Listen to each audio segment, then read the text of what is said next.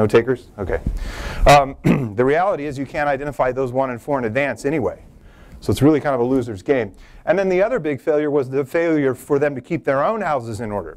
So they over-concentrated, under-diversified, massive leverage, and I think you know some of these names. They've actually become sort of household names recently, right? And this is a very depressing slide. Don't look at it too closely.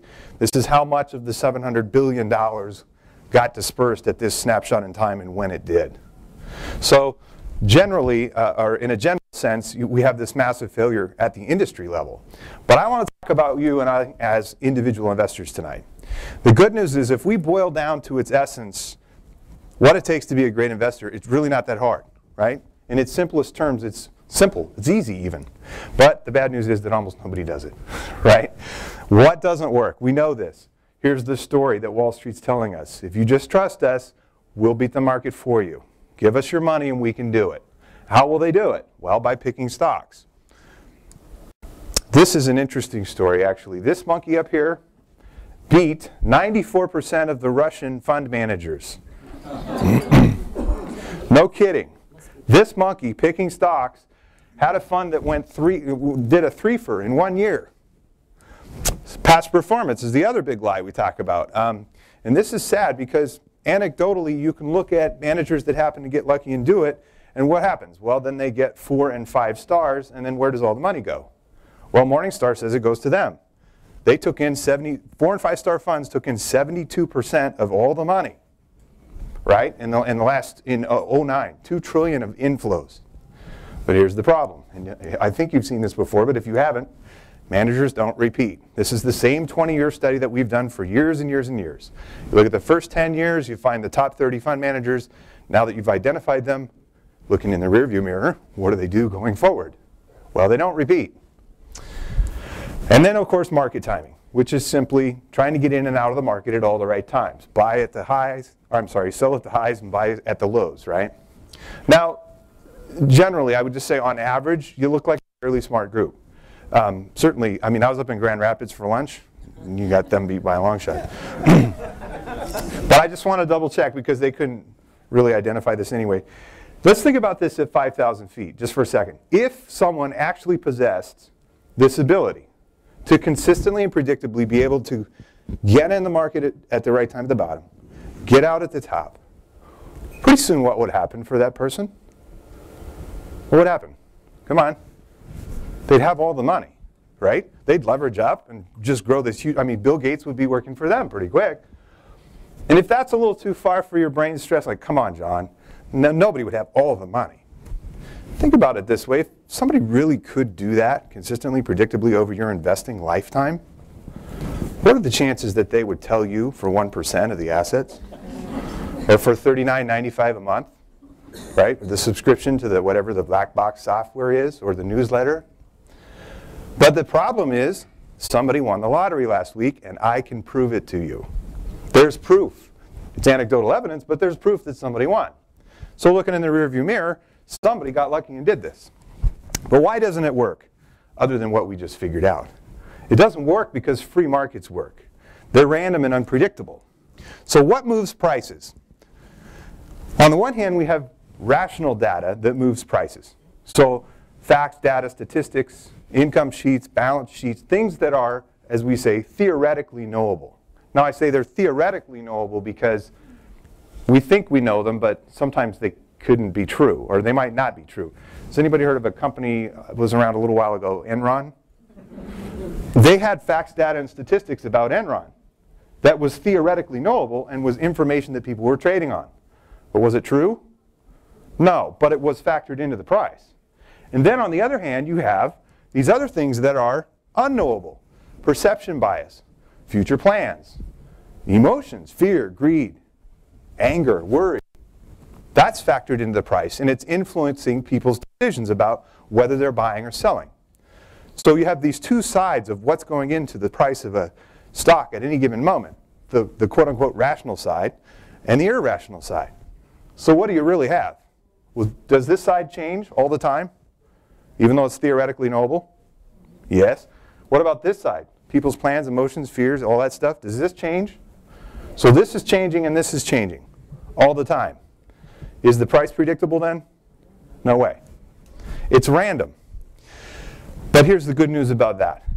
Because it's random, because it's so chaotic, that's why there is a return, number one. And number two, if you can embrace the idea that it is random and chaotic and nobody can predict it, then you don't have to have fear anymore.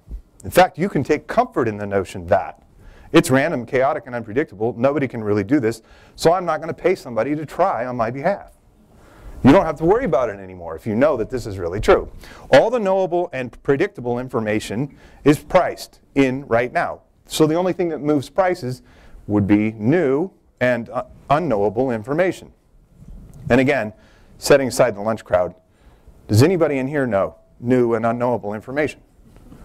Or does anyone know someone who knows new and unknowable information? No. So my 15-year-old son is the only guy on the planet who knows. No, I'm kidding. That's not really true. It's not true. So where do returns come from? They come from the markets, not from the managers. This is a formula I hope you get familiar with, because it's at the core of what we believe, that the return on capital is the cost of capital. What does that mean? Well, companies that have a higher cost of capital, that is, companies that are quote-unquote riskier as a universe, have a higher expected return as a universe of companies. So stocks have a higher return than bonds, right, because they're quote-unquote riskier. They have more volatility. Smaller companies have a higher return than larger companies. Why? Because startups are riskier than well-established companies, right? And companies that are distressed, tend to be distressed, their price is closer to the assets that they own, have a higher return over time because their cost of capital is greater. If you have a low credit score, do you pay more interest? Right, your cost of capital is higher. Okay? So the same thing's true in stocks. This is the three-factor model you've probably all seen. I just kind of want to. So there's three simple rules. If we know this, then all we need to do is own equities, diversify, and rebalance. Is that what we do? Is that what most people do? I know nobody in here would do this, but I'm going to show you what the average person does. They chase returns in hot sectors, and they panic and sell and go to cash when things get terrible. Now, I know this chart's going to be hard to read for some of you in the back, but essentially what it is the red lines, the lines running up and down in red are what investors are doing in terms of cash flow, so cash that's going into mutual funds across the globe. The blue line is what the global market's doing, US and internationally. You see a trend here? So here we go. Market goes up. What do investors do right behind it? Put in money. Market goes down. What do the investors do? Same thing, right? Market goes back up. Oh, here comes cash flow, right? On and on and on. This is from all, back to 95 and through 2009. And again, I know nobody in here would do this, but you probably know somebody who has, right? And this is another study we use all the time. Dalbar is like the Consumer Reports of the investment industry. It doesn't really track investments. It tracks investors and what happens to them. This is a 20-year study, 20 years, all the way back to 90 through the end of 09. And in this study, they track thousands and thousands of investors and what actually happens to them in their investment experience, regardless of what they own in equity mutual funds, stock mutual funds. And what we find is that the average investor loses substantially just to the S&P 500. Why? Because they do what you just saw on the last chart. They do all the wrong things at all the right time. So we're back to me admitting, my little process here. How many of us, and I'm in here with you, I got my, the winter 10 on. How many have tried to get, made a commitment to losing a few? Are you with me? Come on. All right. So what are the two simple rules for doing this? What do you got to do? Eat less and move more, right? Eat less, move more. We know that, right? I know that. Did I go to the gym today? I travel a lot. I did 60,000 miles in the air last year. Every time I travel, I always make sure I stay at a hotel that has a gym in it so that I'll work out. Have I worked out today? No, I have not. Why? Well, because cognitively I know I really, really need to do it, but other things have crept in there that have convinced me I'll work out twice tomorrow, or I'll just eat less, right? Why don't we do them? Here's why we don't. There's three components we're going to look at tonight, and this is really drilling down on the problem of behavior. So you have the cognitive side, which is the knowledge side, right? The rational, logical, reasoning side. And then we also have instinct and emotion that we have to deal with, right? Instinct is how we react or respond to things, And the emotion part is the chemical dumps that happen that give us fear, greed, and love, and all those things that we feel, right? So here's the original formula that we believe is driving this whole thing. And let me explain the elements of it. And it's in your packet too, so that you can remember this at the end. C is cognitive. That's the cognitive side, the rational facts, statistics, and all that, the understanding, the knowledge that we can have. And the problem is that it's less than, in my case of knowing what I need to do to lose weight, cognitively I know exactly what I need to do. However, right now it is being trumped by, it is less than what's going on over here with my instincts, emotions, and my perceptions. And in the case of investing, there's another element that's multiplying all of this mess out here, and that is the media. Or they are the media, I should say. So the cognitive side. The problem with the cognitive side is we don't have PhDs. I know a lot about this. I've been at it for 17 years. I still don't know all there is to know. I certainly don't know everything to be cognitively super sound. I think I'm pretty close.